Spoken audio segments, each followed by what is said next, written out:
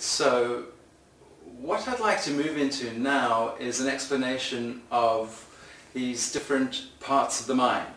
And what I'm suggesting is that there are three different parts of the mind.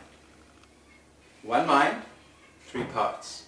And all of what I'm about to describe to you is only a metaphor.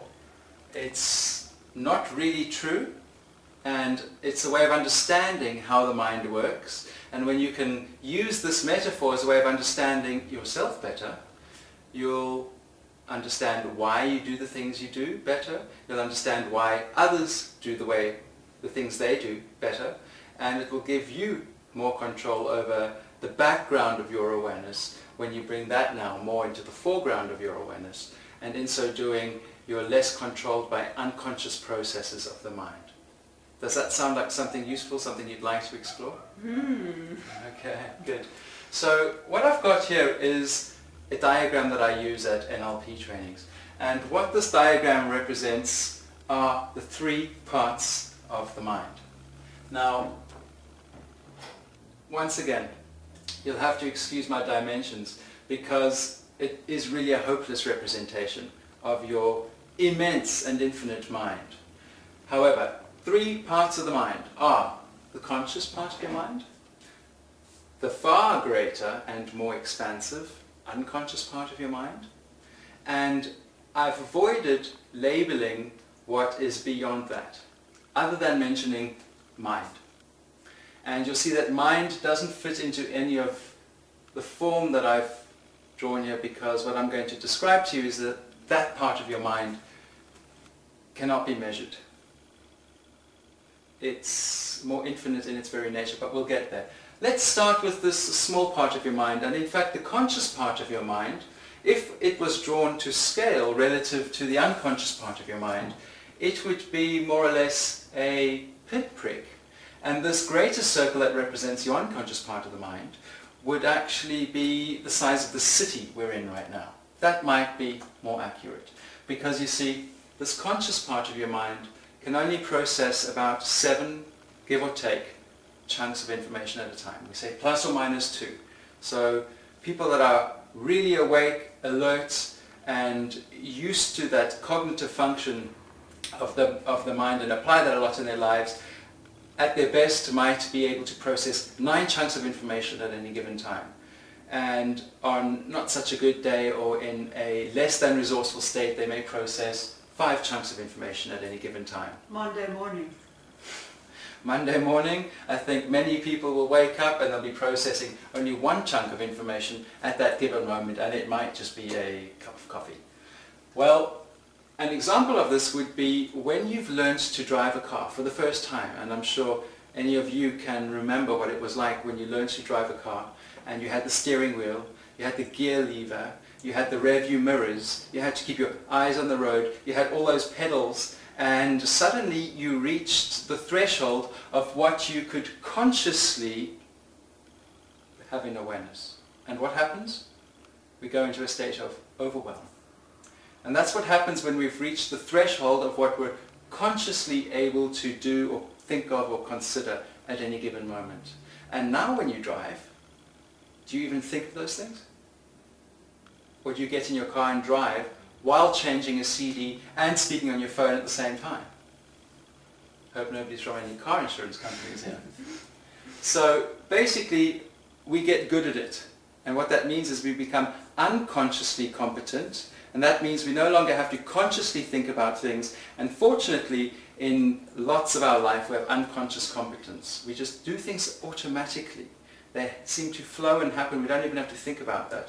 It's like when you drive long distance and 1 hour slips by and suddenly there you are and you're thinking, well, where was I the last hour? Well, you were driving with unconscious competence, which is far more resourceful than driving with only conscious competence, because there you're not so able to do things automatically, to adjust yourself and to move with things as they spontaneously happen, and that's now beyond driving. That's more a metaphor for your life. So this part of the mind is limited, but it's an important part of your mind. The unconscious part of your mind is said to process about 4 million bits of information every second. Now that's massive, and this is a give or take figure again. There are different schools of thought. In NLP we were originally taught 2.3 million bits of information every second is what the unconscious mind is control of. And then some other neuroscientists were talking about 4 billion bits of information every second. Quite frankly, it's a lot. And we don't have to go into the nitty-gritties to realize that the unconscious part of your mind is capable of so much more than the small conscious part of your mind.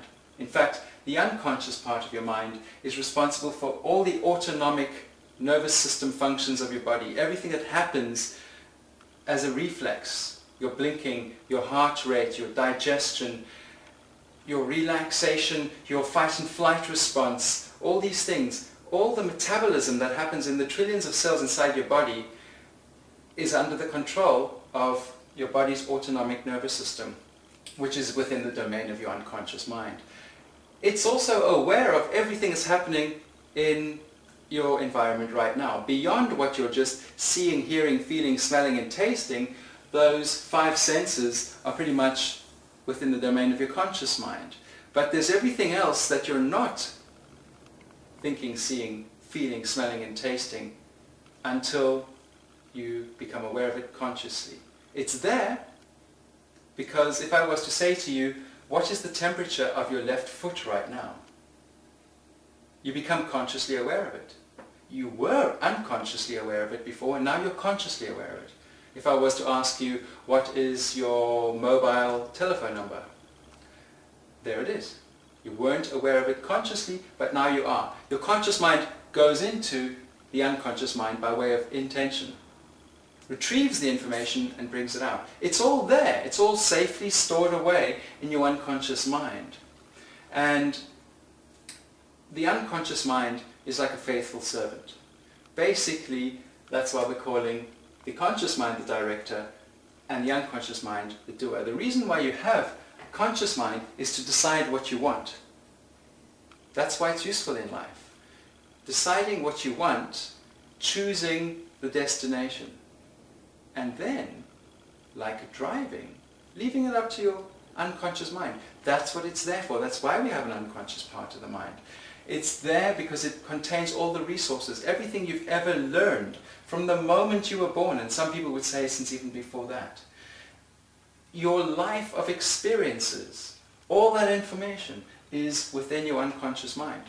The problem in life is when we try to control everything consciously, when we try to manage everything within this limited domain of the mind. And it's like we're juggling balls and people start to add balls and suddenly balls are dropping.